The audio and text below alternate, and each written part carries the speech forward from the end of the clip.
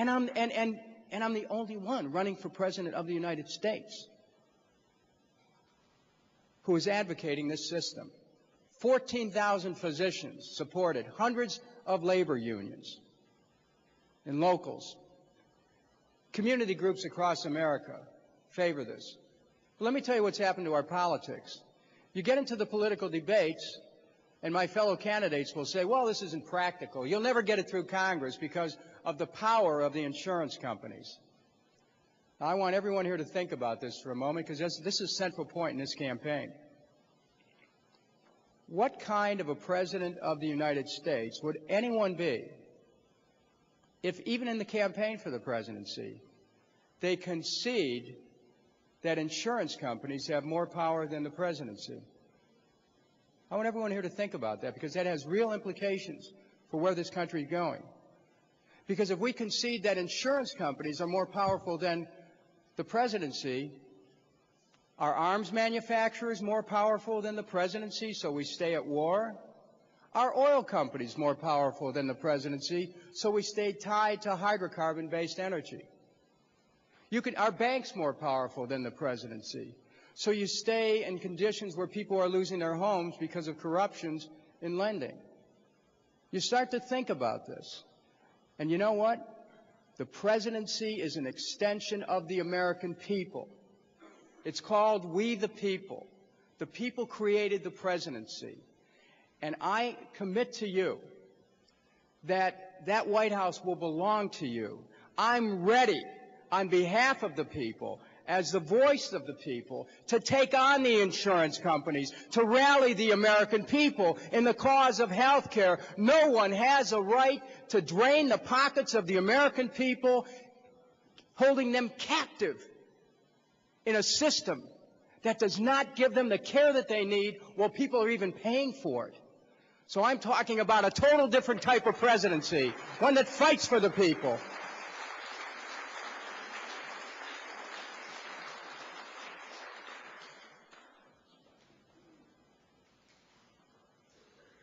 It was in January of 1961 when John F. Kennedy said that we should ask not what our country could do for you, ask what we can do for what you can do for your country. Let me say that right now, our nation is in jeopardy. We are losing our nation to war and to lies. It is time that we had a president who is able to understand what people go through, who is able to understand the mechanisms of government after 40 years of involvement in politics, and who is ready to challenge those interest groups so that we can elevate the purpose of our nation, so that America can once again be the beloved nation that relates to people's practical aspirations for health care, for jobs, for education for our children, for retirement security, for decent housing.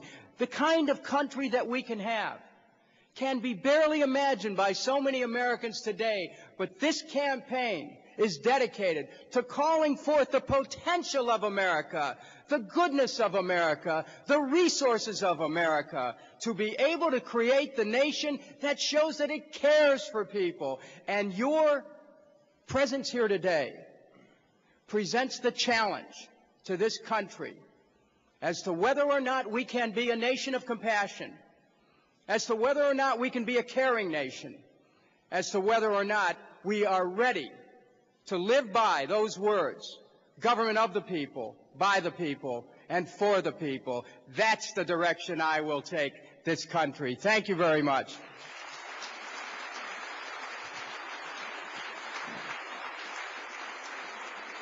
Thank you. Thank you, Congressman Kucinich, for sharing your thoughts and visions with us. We have a number of questions that have been submitted by the audience. This one from Andy Lichtenfels. I know you spoke briefly about this in your remarks, but what will you do? The question is, what will you do as president to improve the rights and opportunities for people with mental illness? Well, certainly we need total coverage. People need the opportunity. People need to know that the care is there. We need to take the stigma off of mental illness. There's still some of that there in our society. Our society's made some progress over the last 50 years, but we need to make more. But it's one thing to talk about removing the stigma. It's another thing to have care available. Look, I walk the streets of the big cities when I'm campaigning. And any of us here have the capacity to look in the eyes of our brothers and sisters. There's a lot of people out there who are hurting.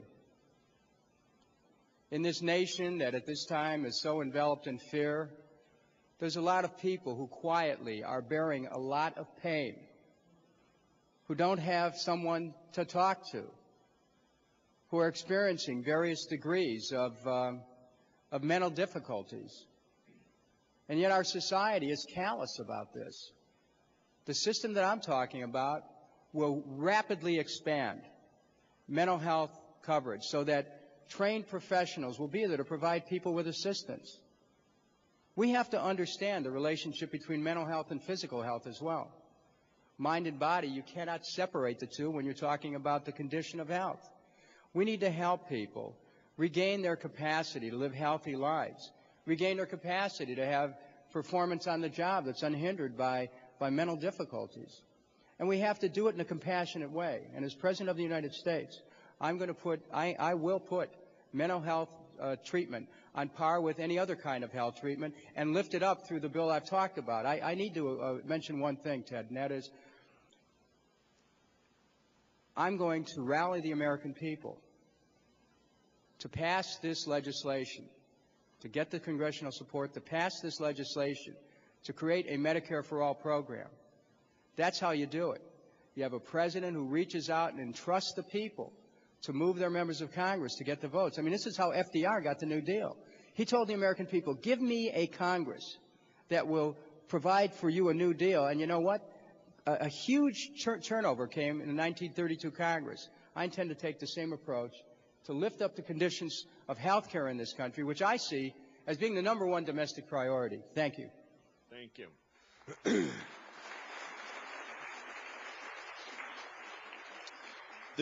Congressman Kucinich, this question comes from Madeline Olio-Ruano, who lives in Concord, New Hampshire. She claims that the websites of presidential candidates include audiovisual material that is not captioned and is not accompanied by a transcript. To a deaf or hard of hearing viewer, this is like showing a video with the sound turned off. How do we get the presidential candidates to make their television and website campaign materials accessible to people with disabilities? First of all, with respect to my own campaign, I've talked to the people who handle the technology on my campaign, and they said that what we would need to do, and I would look for help on this, is to hire a full-time transcriber. I'm willing to do that. The only thing I want to tell you is that unlike some of the candidates who are raising 70, 80 million, we're still in our first million. However, I'm in 4th place in New Hampshire and 4th place nationally, despite only spending $1 million. And so the answer is yes, I'd like to do it. I also know we've solved the technological problem of, I talked to my tech guy and he said we've worked to create something in line 22 of the horizontal resolution. You cameramen will know a little bit about that. The transcripts are actually there, but you have to have a way of having someone transcribe them with fidelity. So I want to do this. It is one of the objectives of the campaign. We don't have it yet. It should be done. And as our campaign grows, this is one of the things I absolutely want to do. It's a great idea. And to have captioning of televised and audio-visual material. And frankly, it's practically speaking, it's politically smart. So, it's something that we certainly are working towards as our campaign gains momentum and money. I think we'll be able to do it.